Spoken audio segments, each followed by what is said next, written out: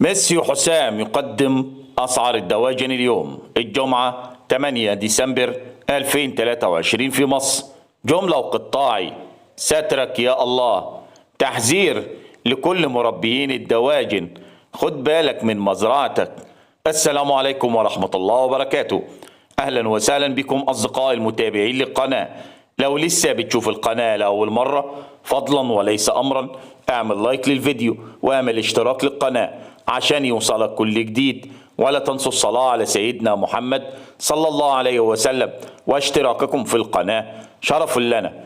أما بالنسبة للأسعار جملة وقطاعي وفي المحلات فهي كالتالي: سعر البط البلدي في المزرعة سجل 100 جنيه للكيلو وفي المحلات 110.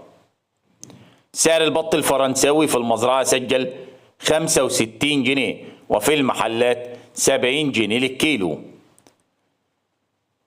سعر البط المولار في المزرعة سجل 85 جنيه وفي المحلات 95 جنيه للكيلو. سعر البط المسكوفي في المزرعة سجل 95 جنيه وفي المحلات 105. سعر السمان في المزرعة سجل 50 جنيه وفي المحلات 60 جنيه للجوز. سعر الديك الروم الأبيض في المزرعة سجل 110 وفي المحلات 120 جنيه للكيلو.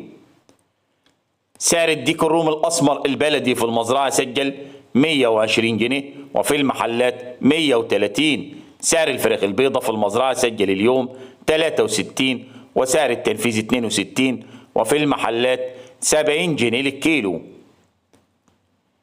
سعر الفراخ الساسو في المزرعة سجل اليوم أعلى سعر 75 وأقل سعر 73 وفي المحلات 80 جنيه للكيلو. سعر الأرنب اليوم في المزرعة سجل 90 جنيه وفي المحلات 100 جنيه. سعر الفراخ البلدي الحر 100 جنيه وفي المحلات 110. والسلام عليكم ورحمة الله.